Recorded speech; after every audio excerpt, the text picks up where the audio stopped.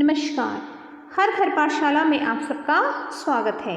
प्यारे बच्चों, कैसे हैं आप? स्वस्थ रहिए, सुरक्षित रहिए। आज हम सॉल्व करेंगे एक्सरसाइज 8.3 के कुछ क्वेश्चंस। नोटबुक्स और बुक्स पास में रखी है ना? टिक भी लगाना है और अंडरलाइन भी करना है। प्यारे बच्चों, इस एक्सरसाइज में जो हम क्वेश्चन करेंगे आज वो किस तरह के हैं, चलिए देखते हैं। पहले हम क्या करेंगे, अनुपातों से प्रतिशत बनाएंगे, यानी जो रेशोज हैं उनको परसेंटेज में कन्वर्ट करेंगे।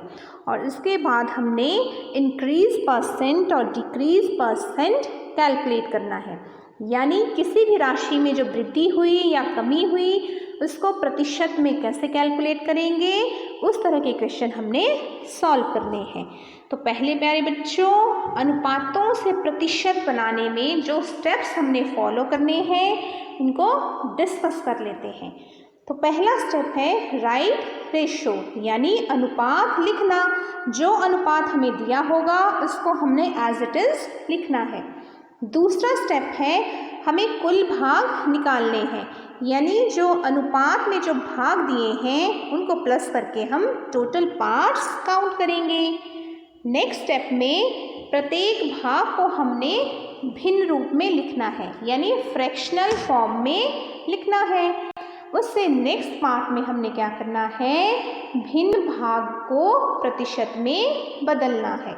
फ्रैक्शनल फॉर्म जो दी होगी उसको परसेंटेज में कन्वर्ट करेंगे, और ये तो हमें पता ही है प्रतिशत में कैसे बदलते हैं, पता है ना बच्चों। और इसके बाद जो आंसर हमें चाहिए वो हम ऑब्टेन कर लेंगे। चलिए एक एग्जाम्पल लेते हैं। आपके सामने है ये अनुपात, हमने इसको लिख लिया। इसमें कितने भाग हुए? इसमें कुल भाग हैं 5। 2 भाग और 3 भाग को हमने प्लस किया तो प्यारे बच्चों हो गए 5। अब हम प्रत्येक भाग को भिन्न रूप में लिखेंगे। इस तरह से हमने लिख लिया 2/5, 3/5। 5 पता है ना आपको किस तरह से आया? ये जो 5 है ये है कुल भाग। अब भिन्न भाग को हमने प्रतिशत में बदलना है, और किस तरह से करते हैं, 100% से मल्टीप्लाई करेंगे और हमें भिन्न भाग किस रूप में मिल जाएगा, प्रतिशत रूप में। और इस तरह से लास्ट में हम अपना आंसर मेंशन कर देंगे।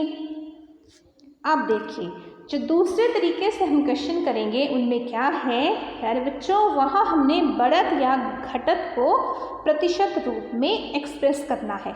बढ़त को हम वृद्धि भी कह सकते हैं, घटत का मतलब किसी राशि में कितनी कमी हुई। अब इनको हमने प्रतिशत रूप में लिखना है, तो हम जानते हैं किसी भी राशि को प्रतिशत में बदलने के लिए हम 100% से मल्टीप्लाई करते हैं। अब देखिए यहाँ है प्रतिशत बढ़त, यानी वृद्धि प्रतिशत भी बोल सकते हैं। तो इसके लिए हमें क्या चाहिए, कितनी वृद्धि हुई, कितनी बढ़त हुई, और अपॉन में हम क्या मेंशन करेंगे, प्रारंभिक राशि, यानी वो क्वांटिटी जिसमें कोई परिवर्तन नहीं हुआ। शुरुआत की जो राशि है, क्वांटिटी है, वो हमने मेंशन करनी है। उसी तरह अगर घटत को प्रतिशत में लिखना है तो उसके लिए भी यही तरीका है, कितनी कमी हुई, कितनी घटत हुई वो हमने मेंशन करना है, और जो प्रारंभिक राशि है यानी ओरिजिनल क्वांटिटी है वो हमें अपॉन में लिख लेनी है। तो चलिए क्वेश्चन सॉल्व करते हैं। अब देखिए बच्चों, जो प्रश्न है वो इस तरह से है, हमें अनुपात दिए गए हैं, हमने प्रत्येक पार्ट को क्या करना है, परसेंटेज में कन्वर्ट करना है। हम करेंगे ए और बी पार्ट, सी और डी पार्ट आपके लिए होमवर्क है। आपने क्या करना है, सी और डी पार्ट को खुद हल करना है, जिस तरह से ए और बी पार्ट को यहाँ पे हल किया जाएगा। चलिए एक टेबल बना लेते हैं। ये देखिए प्यारे बच्चों, टेबुलर फॉर्म आपके सामने है। यहाँ पे हम सबसे पहले क्या करेंगे, दिया गया अनुपात इस तरह से लिख लेंगे। हमने लिख लिया। अब उसके बाद हमने क्या करना है, कुल भाग कितने हुए, वो हमने यहाँ पे मेंशन कर लिया। अब प्रत्येक भाग को भिन्न रूप में लिखना है, वो भी हमने इस तरह से लिख लिया। अब हमारा अगला स्टेप है भिन्न भाग को प्रतिशत में बदलना। तो हमने इस तरह से इनको प्रतिशत में बदल लिया और ये है हमारा आंसर जो हमें चाहिए, यानी 3:1 चेंजेस इनटू 75% इनटू 25%। ये हमारा जो अनुपात था अब ये प्रतिशत रूप में कन्वर्ट हो गया। अब बी पार्ट है, यहाँ पे हमें अनुपात दिए गए हैं 2:3:5। अब क्या करेंगे, सबसे पहला स्टेप क्या है, कुल भाग हमने निकाल लिए। अब प्रत्येक भाग को हमने भिन्न रूप में मेंशन कर दिया। नेक्स्ट स्टेप क्या है बच्चों, भिन्न भाग को प्रतिशत रूप में लिख लिया और इस तरह से जो हमें आंसर चाहिए था वो हमारे सामने है, यानी 2:3:5 चेंजेस इनटू 20% इनटू 30% इनटू 50%। है ना इजी। अब नेक्स्ट क्वेश्चन है, एक नगर की जनसंख्या 25,000 से घटकर 24,500 रह गई। घटने का प्रतिशत ज्ञात करना है। अब देखिए, एक सिटी की जो पॉपुलेशन थी उसमें क्या हुआ, डिक्रीज, मतलब वो जनसंख्या क्या हुई, घटी।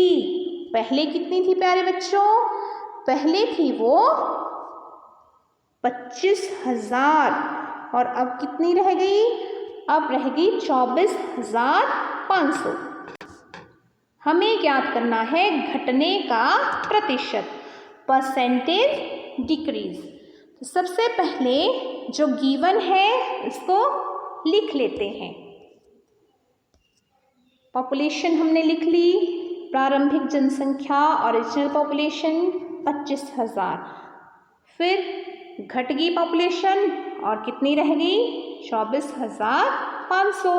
तो कितना डिक्रीज हुआ वो हम कैलकुलेट कर लेंगे, वो हमने इस तरह से कर लिया। तो 500 घट गया, पहले 25,000 थी अब कितनी है 24,500। अब हमने क्या कैलकुलेट करना है, अब ये जो घटत है, ये जो डिक्रीज है, इसको हमने प्रतिशत में कैलकुलेट करना है। प्रतिशत में कैलकुलेट करने के लिए क्या करेंगे, क्या क्या चाहिए हमें, अब कितनी घटी जनसंख्या ये हम कैलकुलेट कर रहे हैं। तो सबसे पहले हमें पता होना चाहिए कितना डिक्रीज हुआ, वो हमने फाइंड आउट कर लिया।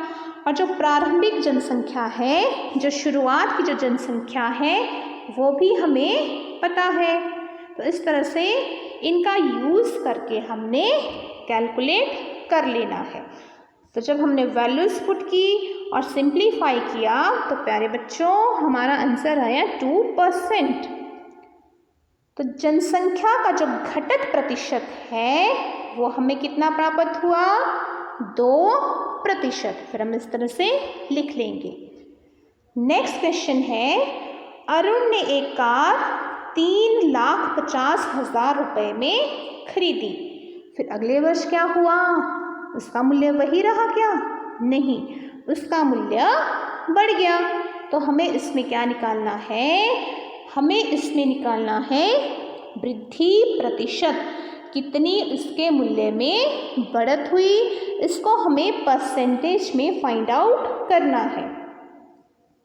ये इसका शुरुआती मूल्य है और ये मूल्य जब इंक्रीज होगी वैल्यू वो है, हमें निकालनी है इसकी परसेंटेज इंक्रीज, कितनी वृद्धि प्रतिशत हुई। तो देखिए पहले जो जो दिया गया है उसको लिख लेते हैं। जो कार की जो मूल कीमत थी वो हमने लिख ली, इसके बाद जो इसकी बढ़ी हुई कीमत है उसको भी लिख लेंगे। अब कार का मूल्य कितना बढ़ा वो हमने इस तरह से फाइंड आउट कर लेना है। अब देखिए हमें पता लग गया कि जो कार का जो मूल्य है वो कितना बढ़ा? वो बढ़ा बच्चों 20,000। तो जब हमने इस तरह से फाइंड आउट कर लिया तो अब हम क्या वृद्धि प्रतिशत ज्ञात कर सकते हैं? बताइए। ये है वृद्धि और ये है कार का प्रारंभिक मूल्य, ओरिजिनल प्राइस। तो क्या अब हम बढ़त प्रतिशत ज्ञात कर सकते हैं? बताइए बच्चों। बिल्कुल, क्यों नहीं ज्ञात कर सकते? हम इस तरह से लिखेंगे, increase percentage is equal to increase upon original price multiply by 100। यानी जितनी बढ़त हुई उसका क्या करेंगे, हम रेशो लेंगे प्रारंभिक मूल्य के साथ और 100 से मल्टीप्लाई कर लेंगे। फिर वैल्यूज पुट की और कैलकुलेट किया तो हमारे पास प्यारे बच्चों इस तरह से ये प्रतिशत में वृद्धि आ गई, 40/7%। और इसको जब मिक्स्ड फ्रैक्शन में चेंज करेंगे, मिश्र भिन्न में इसको लिखेंगे तो हमारे पास क्या आया, 5/7%। तो कार के मूल्य में कितनी वृद्धि हुई? कार के मूल्य में 40/7% या 5/7% की वृद्धि हुई। प्यारे बच्चों, इनको कॉपी पे नोट भी करना है और रिवाइज भी कर लेना है।